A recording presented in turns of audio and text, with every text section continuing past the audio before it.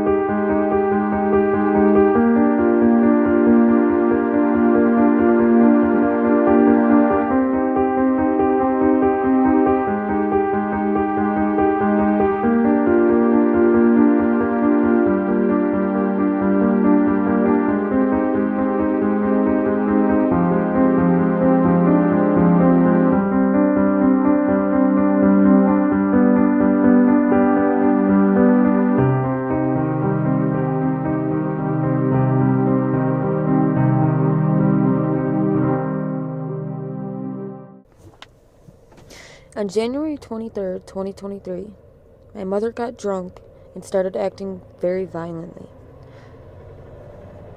Me and my children fled from my mother's house, where we had been staying, to the fifth wheel camper on the property that I owned. Me and my children hid away from her in the camper. My children were watching their tablets when my mother walked over to the camper armed with a sledgehammer. My kids were in the safety of the bedroom when I went to the door to make sure it was locked, but it wasn't. She opened the door attempting to come inside. Luckily, I was able to grab the doorknob and wrestle to get it shut, and after struggling against my mother, I was able to shut it. My mother began using the hammer to hit the camper door over and over again. I was on the inside of the camper, fear-struck, not knowing what to do. I couldn't call the police. My phone was in my mother's house. I couldn't use the tablets to contact anyone because they only worked with Wi-Fi, and we didn't get a Wi-Fi signal all the way over at the camper. My mother then used the hammer to smash the camper's door window.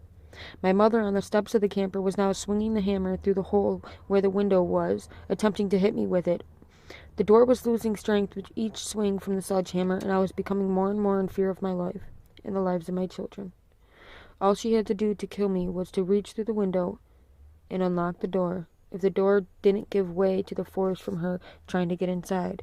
Thinking quickly, I unlocked the door and used the door as a shield and used it to push her off the camper steps. As a result, I was pulled out of the camper when the door swung open.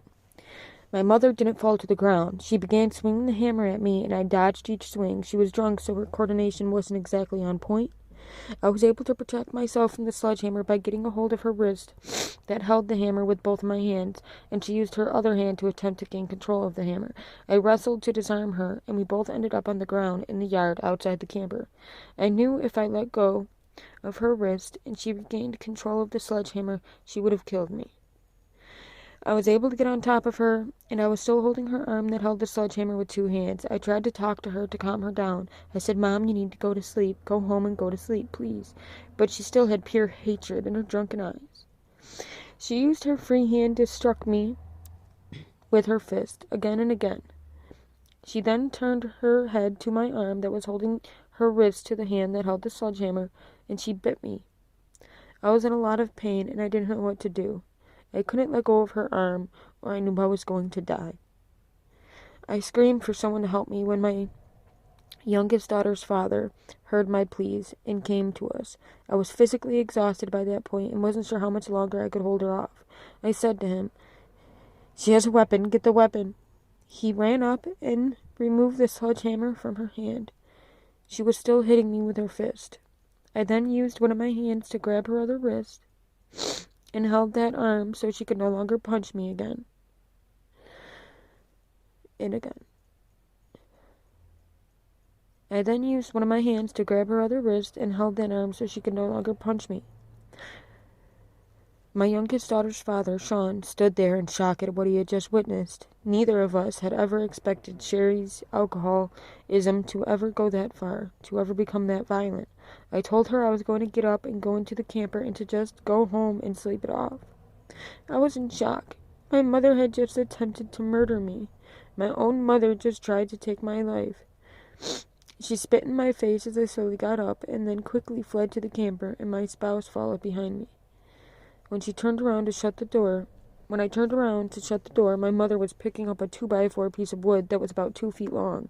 We shut the door, locked it, and I ran into the bedroom to check on my daughters. Sean stayed in the living room and immediately started barricading the door and broken window.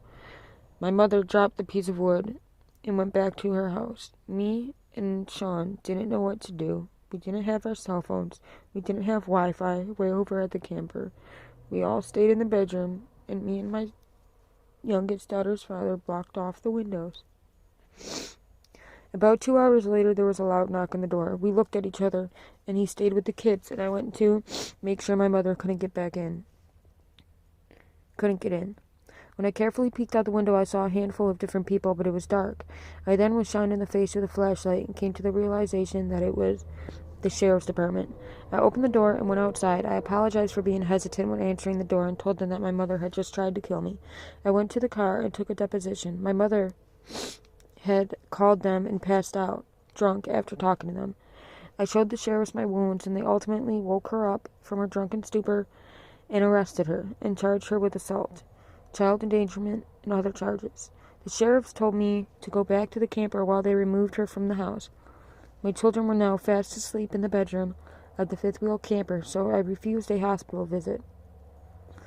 An ambulance came and documented my injuries, and everyone left shortly after.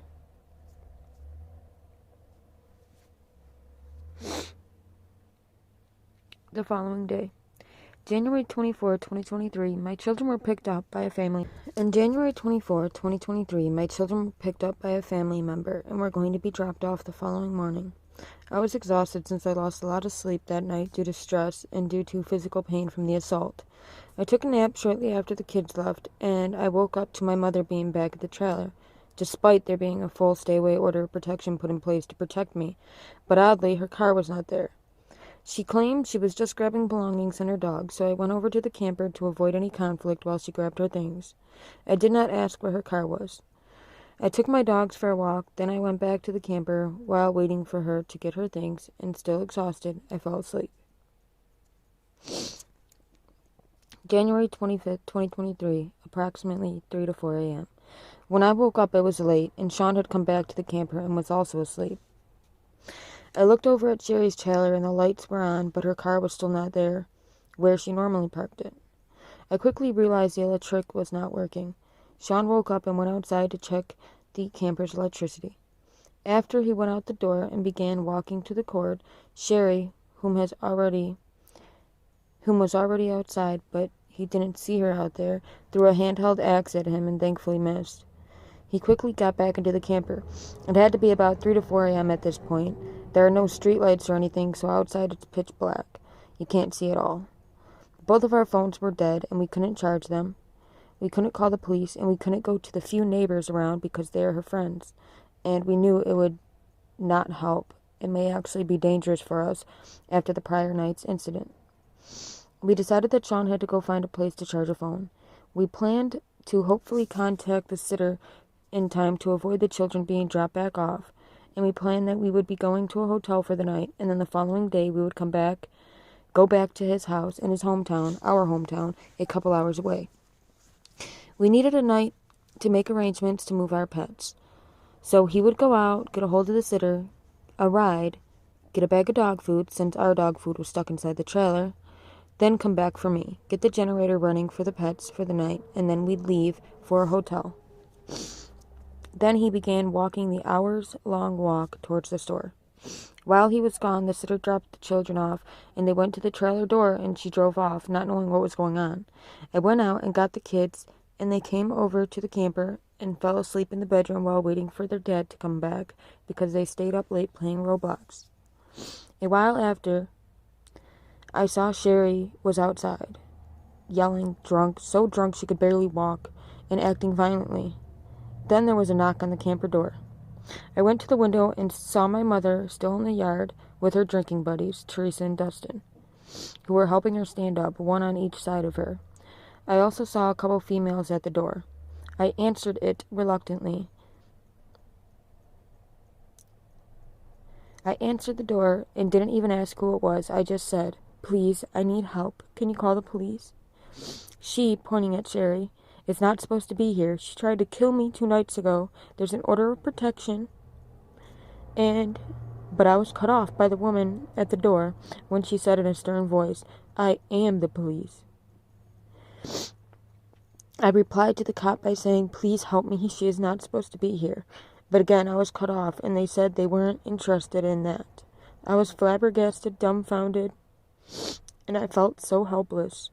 I said, please get off my property, and I closed the door.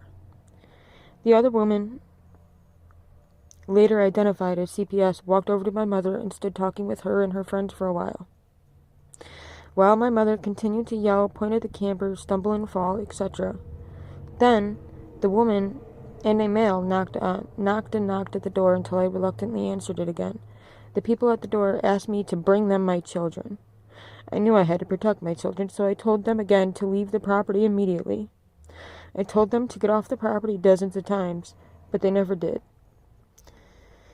Then they brought police and officials to the property. Many people armed with guns, wearing badges, and none of them addressed Sherry while she stayed outside, acting the same throughout the time everyone was at the property. My children were still asleep. Sherry's dogs escaped, and she walked over to the camper looking for them and trying to catch them as the police pounded on the camper door. I still, to this day, cannot understand why nobody would help me. Sean arrived back at the camper with a ride, but the ride left while he fixed the generator and dealt with the police, and we now had a little bit of battery on our phone. When he came to the property, there were dozens of officials present. I was at the door again, telling them all to leave me alone if they were not going to help. He heard me tell them that the kids were not there, and he assumed that the sitter did not drop them off or took them back with her after talking to me or something. I was crying hysterically when I told him they won't help us. They are ignoring Sherry and appear to know her friends well. He told them several times to leave the property. Of course, they refused. Sean was busy working on the generator for our pets for the night, just as planned. Sean complied with whatever the police asked him. Then, outside, and out of nowhere, the state police arrested Sean and took him to the trooper barracks. After that, a male with a gun and no uniform entered the camper, waking and terrifying the children. My dog, who was in a crate, was injured by this person, whom claimed he had used equal or lesser force, but my dog was in a crate and no force was necessary. While I was trying to calm my children and explain to them what was happening without trying to scare them more than the police already had, the man whom entered the camper pushed my 4-year-old daughter off the bed while trying to push us towards the door. A female officer, ununiformed, came while I was getting my children out of the camper and ripped my children from me. The cries I heard from my daughter that night will forever be burnt into my memory. The most painful feeling I've ever felt, knowing that you failed to protect your children. Outside, a ununiformed officer cuffed me, and they put my kids in the back of a car and put me in the back of a cop car.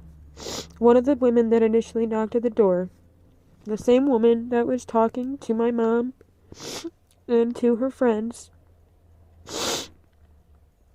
came over to me, rolling her eyes and being very ignorant and inconsiderate. She told me to sign over my children to her. Of course, I told her no. I told her I had plenty of family that will come and get my children, but she said, fine, I'll just take them on an emergency basis. Smirked and walked away, never allowing me to save my children from the mental trauma of foster care and allowing them to go to either of my sisters or any of their other family members that were completely willing and capable of caring for them.